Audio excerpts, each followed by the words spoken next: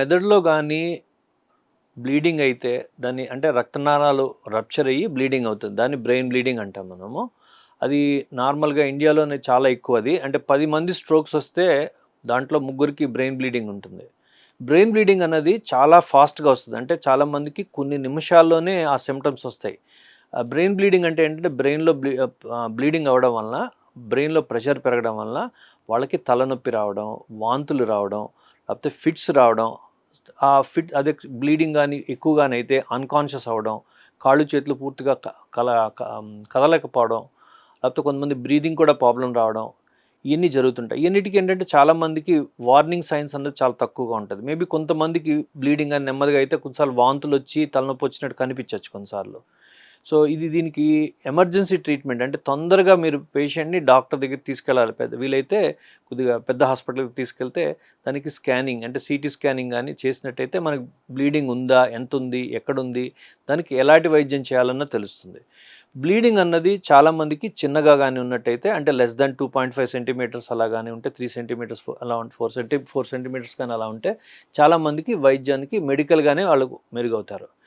ఎక్కడైతే బ్లీడింగ్ ఎక్కువ ఉందో, పేషెంట్ అన్‌కాన్షియస్‌గా ఉన్నారో, పేషెంట్‌కి ఇంకా తర్వాత మందులతో కూడా గానీ మెరుగవ్వట్లేదో, అలాంటి వాళ్ళకి ఆపరేషన్ అనేది చాలా ఉపయోగం పడుతది. అంటే ప్రాణాన్ని కాపాడడానికి. మనం ఆపరేషన్ చేయకపోతే వాళ్ళకి టైం ఉండదనమాట అసల. అంటే వెంటనే చనిపోతారు. చాలామందికి వాళ్ళకి ఎమర్జెన్సీగా వితిన్ ఫ్యూ అవర్స్ కూడా ఆపరేషన్ చేయాల్సొస్తది. కొంతమందికి మీడియం సైజ్ క్లాట్స్ ఉంటాయి. అంటే 4-8 సెంటీమీటర్స్ అలా 4 సెంటీమీటర్స్ ప్లస్ ఉన్న వాళ్ళకి. వాళ్ళకి పేషెంట్‌కి ఎమర్జెన్సీగా వాళ్ళకి ఏం చేయాలంటే ముందు బీపీ తగ్గించి, షుగర్ అది కంట్రోల్ చేసి దానికి చాలా వరకు స్టెబిలైజ్ చేసి, మళ్ళీ ఫిట్స్ రాకుండా చూసుకొని, మెదడులో వాపు తగ్గడానికి మందులిస్తాం. దీనివల్ల చాలామంది రెస్పాండ్ అవుతారు. ఎవరైతే మందులతో రెస్పాండ్ అవ్వట్లేదో, ఎవరికైతే మళ్ళీ రీబ్లీడింగ్ గాని అయినట్టయితే, ఎవరైతే మందులతో కూడా వాళ్ళకి ఇంకా ఇంప్రూవ్‌మెంట్ రాకపోయినట్టయితే, స్పృహ రాకపోయినట్టయితే, వాళ్ళకి అవసరం బట్టి ఆపరేషన్ చేస్తారు. దీంట్లో కూడా ఒక కొత్త టెక్నాలజీ ఉంది. దాంట్లో ఏంటంటే బ్రెయిన్ ప్రెషర్‌ని మెజర్ చేస్తాం. ఇంట్రాక్రేనియల్ ప్రెషర్ అంటారు. అంటే ప్రెషర్ ఇన్సైడ్ ద బ్రెయిన్.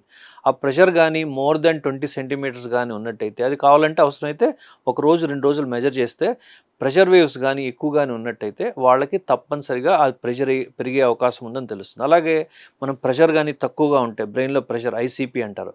ఆ ఐసీపీ గానీ ఒక 1 డే అలా మెజర్ చేసినప్పుడు కూడా ప్రెషర్ ఎక్కువ గానీ రావట్లేదంటే అలాగున్న వాళ్ళకి మందులతో కూడా మంచి అయ్యే అవకాశం అని తెలుస్తుంది. దీనివల్ల మనం ఒక వైద్య విధానాన్ని అంటే ముందే పేషెంట్ ఇంకా డిటరేట్ అవ్వకుండానే మనం గ్రహించి దానికి సంబంధించిన ఒక నిర్ణయాన్ని తొందరగా మనం తీసుకోగలుగుతాం పేషెంట్‌కి. ఎందుకంటే ఆపరేషన్‌లో కూడా 5% రిస్క్ అన్నది ఉంటుంది. అందుకని ఆ రిస్క్‌ని దీన్ని బ్యాలెన్స్ చేయడానికి ఇంట్రాక్రేనియల్ ప్రెషర్ మానిటరింగ్ అన్నది గాని టెక్నాలజీ ద్వారా మనం బ్రెయిన్‌లో ప్రెషర్‌ని గాని మనం మెజర్ చేసినట్టయితే మనం ఆపరేషన్‌ని పూర్తిగా అవాయిడ్ చేయడానికి అవకాశం ఉంటది. చాలామందికి ఆపరేషన్ అయిన తర్వాత మనకి పేషెంట్‌కి స్పృహ ఇంప్రూవ్ అవ్వడానికి, లేకపోతే వాళ్ళ కాన్షియస్‌నెస్ రావడానికి అవకాశం ఉంటది. కానీ బ్రెయిన్‌లో గాని మేజర్ గాని బ్లీడింగ్ అయితే అది కూడా మెదడులో కాళ్ళు చేతుల శక్తి, చేతులు కదిలే శక్తి, లేకపోతే మాట ఉండే శక్తి, అలాగే చూపు ఉండే శక్తి గాని ఉంటే ఆ పార్ట్‌లో గాని బ్రెయిన్ జరిగేది ఏంటంటే ఆ ఫంక్షన్స్ పూర్తిగా రాకపోవచ్చు. ఇంప్రూవ్‌మెంట్ అనేది కొన్ని రోజులు, కొంతమందికి కొన్ని వారాలు, కొన్ని నెలలు పడతాయి. అవసరమైతే దానికి ఫిజియోథెరపీ, దాంతోపాటు స్పీచ్ థెరపీ, స్వాలోయింగ్ థెరపీ ఇలాంటియన్నీ కూడా చేసినట్టయితే మనకి హోలిస్టిక్ కేర్ అన్నది ఇంపార్టెంట్. అంటే ఓన్లీ మందులతో కాదు, అన్ని విధాలుగా మనం చేయగలిగినట్టయితే దానికి ఆప్టిమల్ రిజల్ట్స్ మనకి రావడానికి అవకాశం ఉంటది. చిన్న వయసులోనే మనకి బ్రెయిన్ స్ట్రోక్ రావడం అన్నది ఇది ఇదివరకు కంటే చాలా ఎక్కువ పెరిగింది. దాని ఇన్సిడెన్స్ అన్నది చాలా పెరిగింది. ఎందుకంటే స్ట్రోక్ అన్నది కూడా ఒక పార్ట్ ఆఫ్ మన లైఫ్ స్టైల్ డిజార్డర్‌లా తయారైంది. అంటే మన లైఫ్ స్టైల్ ప్రకారం మనం యాక్టివిటీ తగ్గిపోయింది. మనకి స్ట్రెస్ అన్నది బాగా పెరిగింది. చిన్న వయసులోనే వాళ్ళకి స్థూలకాయం, ఒబెసిటీ రావడం, చిన్న వయసులోనే వాళ్ళకి ఆ తీసుకునే ఫుడ్ కూడా మారడం వలన, జంక్ ఫుడ్ అలాంటివి తినడం వలన వాళ్ళకి హై లెవెల్ ఆఫ్ కొలెస్ట్రాల్, లేకపోతే చిన్న వయసులోనే షుగర్ రావడం, బీపీ రావడం. దీంతో పాటు చాలామందికి ఎస్పెషల్లీ యంగ్ జనరేషన్ వాళ్ళకి టైంకి వాళ్ళు పడుకోకపోవడం, లేకపోతే వాళ్ళ స్లీప్ వేక్ సైకిల్ తేడాగా ఉండడం, లైఫ్ స్టైల్ తేడా ఉండడం, ఆల్కహాల్ అనేది కన్జంప్షన్ అనేది చిన్న వయసులో ఉండడం వలన కూడా వీళ్ళకి ఎక్కువగా ఉంటుంది. దీనివల్ల మనకి చాలామందికి యంగ్ ఏజ్‌లో అంటే 20 ఏళ్లలోని, 30 ఏళ్లలోని చాలామందికి చూస్తున్నాం. దీంతో పాటు కొంతమందికి జెనెటిక్‌గా కొంతమందికి ఉంటాయి. అంటే వాళ్ళకి పుట్టుకతోనే కొన్ని కారణాల వల్ల గానీ, లేకపోతే పేరెంటల్ హిస్టరీ గానీ వీళ్ళ ఉన్న వాళ్ళకి కూడా చాలా ఎక్కువగా మనం స్ట్రోక్ చూస్తాం. ఇది ఏంటంటే టోటల్లీ ప్రివెంటబుల్ ఇది. చాలా వరకు 95% వరకు మన లైఫ్ స్టైల్ చేంజెస్ చేసుకుంటే కామన్‌గా అంటే మనం తీసుకునే డైట్ అంటే కొద్దిగా వెజిటబుల్ డైట్ ఎక్కువ తీసుకోవాలి. సాల్ట్ అన్నది కొద్దిగా తగ్గించాలి. అలాగే మనకి మన ఫిజికల్ యాక్టివిటీని పెంచడం, లేకపోతే స్ట్రెస్ తగ్గించుకోవడానికి యోగా, మెడిటేషన్ అలాంటివి చేయడం.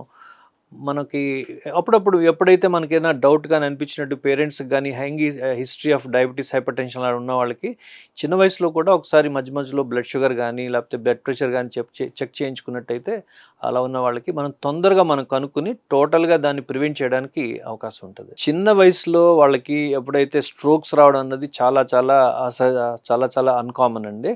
కానీ కొంతమందికి మెదడులో గానీ బ్లీడింగ్ వచ్చినట్టయితే మాత్రం కొంతకాలం పుట్టుకతోనే కొన్ని డెవలప్‌మెంటల్‌గా గానీ వాళ్ళకి బ్లాక్స్ గానీ వచ్చినట్టయితే వాళ్ళకి ఇలాంటివి రావచ్చు. అలాగే బ్రెయిన్‌లో ఇన్ఫెక్షన్స్ గానీ ఉన్నట్టయితే కొద్దిగా బ్రెయిన్‌లో చిన్న వయసులో గానీ మెనింజైటిస్ గానీ లేకపోతే ఎన్సెఫలైటిస్ గానీ వైరల్ ఇన్ఫెక్షన్స్ వలన కూడా వాళ్ళకి కామన్‌గా మనకి ఈ స్ట్రోక్స్ అనేది వస్తది. దానికి ఇంపార్టెంట్ ఏంటంటే మన వ్యాధిని కనుక్కోవాలి. అది ఇన్ఫెక్షన్ వల్ల వచ్చిందా? మెదడులో బ్లాక్ అయ్యి వచ్చిందా?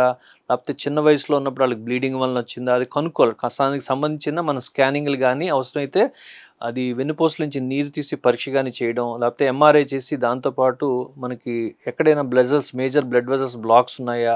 అలాంటివి కనుక్కోవాలి. కొంతసార్లు పుట్టుకతోనే రక్తనాళాల్లో కూడా కొన్ని డెవలప్‌మెంటల్‌గానే ప్రాబ్లమ్స్ ఉంటాయి. అలాంటి బ్లాక్స్ గాని ఏమైనా ఉన్నాయేమో అన్నది కనుక్కున్నట్టయితే దానికి మనం సరైన విధానం అంటే కారణం కరెక్ట్‌గా కనుక్కుంటే దానికి కరెక్ట్ ట్రీట్మెంట్ అన్నది మనం చేయగలుగుతాం. దీనికి మోర్ ఇంపార్టెంట్ ఏంటంటే పేషెంట్ ప్రాబ్లమ్ వచ్చిన వెంటనే డాక్టర్‌ని కలవాలి.